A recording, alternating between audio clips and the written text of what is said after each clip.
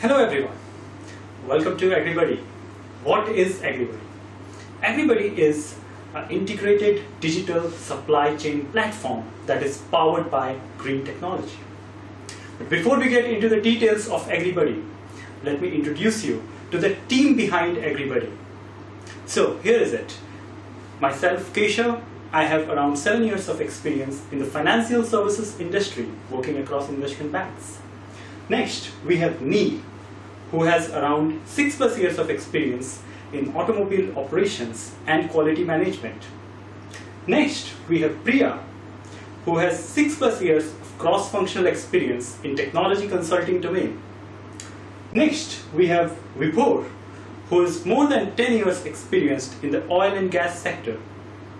And lastly, we have Genia, who has more than 5+ years of experience in the consulting world dealing with multi-million-dollar clients.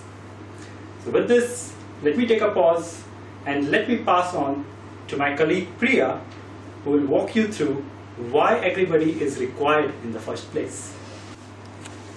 Thank you, Keshav, for the introduction. Agriculture is the backbone of the Indian economy. It contributes to 16% of India's GDP and employs 43% of the Indian workforce. Several industries such as consumer packaged goods, retail, chemicals and e-commerce are heavily dependent on the output produced through agriculture, thereby magnifying the impact of agriculture on the country's economy. Multiple structural challenges are inhibiting the Indian agricultural sector from reaching its full potential, one of which is the presence of numerous intermediaries throughout the value chain, contributing to a reduction in farmers' income. Limited access to technology, credit and marketplaces are some of the other challenges that India's agriculture sector is grappling with. It is imperative to recognize that small and marginal farmers constitute the lion's share of India's farm holdings, which is 86%. As a result, solutions to challenges in Indian agriculture need to be inclusive of the needs of these small and marginal farmers. India ranks second after China, accounting for 11.9% of global agriculture gross value added, which is $3,320.4 billion. Agriculture is also an important part of internal and external trade, positioning India as a significant agri-exporter, with the sector contributing 12% to India's export. While well placed to contribute significantly to global agriculture, India is unable to effectively utilize its resources to get the desired output. India faces many problems, and food wastage is one of them. More than 40% food gets wasted before reaching the consumer due to supply chain intermediaries. High wastage is also due to lack of access to infrastructure, such as cold storage facilities in the value chain. Currently, farmers bear most of the brunt of these inefficiencies. Low realization rates for farmers are due to uncertainty in demand, resulting in inefficient cropping cycles. There is also a higher cost of procurement for retailers due to numerous intermediaries in the value chain. Even though the Indian agri-tech market potential is estimated at $24 billion by 2025, currently only 1% is tapped due to technological limitations and unawareness. Now I'll hand over the slides to Vibhor to continue with the business process and business model. Thank you, Priya, for that wonderful introduction. Now, as you can imagine from Priya's introduction, the current status of supply chains in India, it is extremely nebulous. So what we are trying to ensure is that the supply chain that the farmers are currently going to use with our business model, they are clean and efficient. So let me go through each and every step of a business process so you can have an idea on what we are trying to accomplish. First things first, the demand comes from the grocery stores, the restaurants and supermarket. Our digital platform, it consolidates all of this demand and then it sends out an alert to all the farmers in the region which can fulfill that demand. The farmers harvest the quantity that is required based on the price that we have confirmed to them that they are going to get. Once they deliver these produce to our drop-off points, we will do a quality check and then consolidate all of the produce from various drop-off points around the region into one centralized warehouse. then our digital platform will crunch the numbers and will find the most efficient route that we can use to deliver this particular produce to our end users. Once the end users confirm that they are happy with our delivery, the digital payments will go out to the farmers and they will get paid almost instantly. Additionally, we also realized that the supply chain is not very stable. It fluctuates based on the demand, it fluctuates based on the weather. So what do we do with this excess capacity? Well, what we are planning to do is we will use our electric vehicles and we will offer them whenever we can to the warehouses and retailers which are in the region. So let's say if you are a restaurant which has some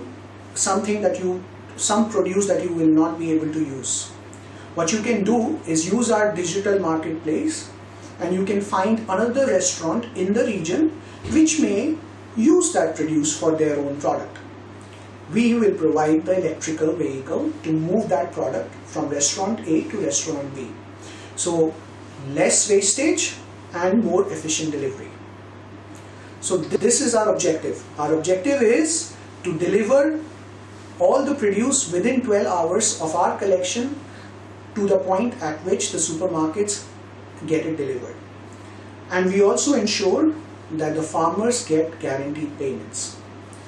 So to give you a quick snapshot on how the business plan is going to look like, we will have our key customers on one side, which are the supermarkets, the grocery stores, the warehouses, and we will have our farmers on the other. What we aim to do is to make sure that the produce that the farmer is generating gets to these end users as efficiently as possible, while ensuring that the farmers get paid. If we are able to achieve these two objectives, we would have done our job.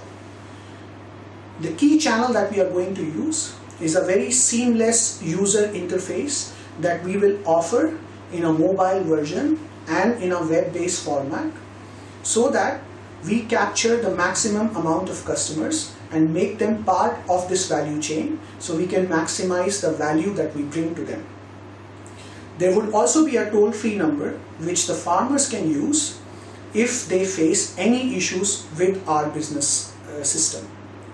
I will hand it over to Neil now to talk a little bit about what impact we think this business plan is going to have on the existing supply chains in the Indian agriculture market. Thank you. Our solution AgriBuddy helps achieve multiple sustainability development goals set out by the United Nations. First of all, we are eliminating the middlemen. As a result of this, our farmers realize 8 to 10% greater income for their produce. Furthermore, our farmers also have greater reliability for the price of the produce that they are selling. Our solution also depends on technology and operations, and as a result, we are generating employment in this sector. We are also creating sustainable cities. By diversification and improved price discovery, we are reducing the dependency on imports and creating resiliency in our supply chain. Lastly, we are using efficient demand estimation and inventory reallocation. This results in reduction of wastage by up to 5%. Because of our electrification of logistics, we are also minimizing the carbon emissions and carbon footprint of our supply chain. Thanks, Neil, for detailing the impacts of our AgriBuddy app. Taking on from there, I'll go ahead and share the potential risks to the ecosystem. As our application will contain user data such as personal contact info, banking details and passwords of both farmers and retailers, it will be extremely crucial for us to safeguard this information from hackers or phishers. To reduce the cybersecurity risks, we plan to maintain global encryption standards and run breach tests at regular intervals for testing our application's penetrability.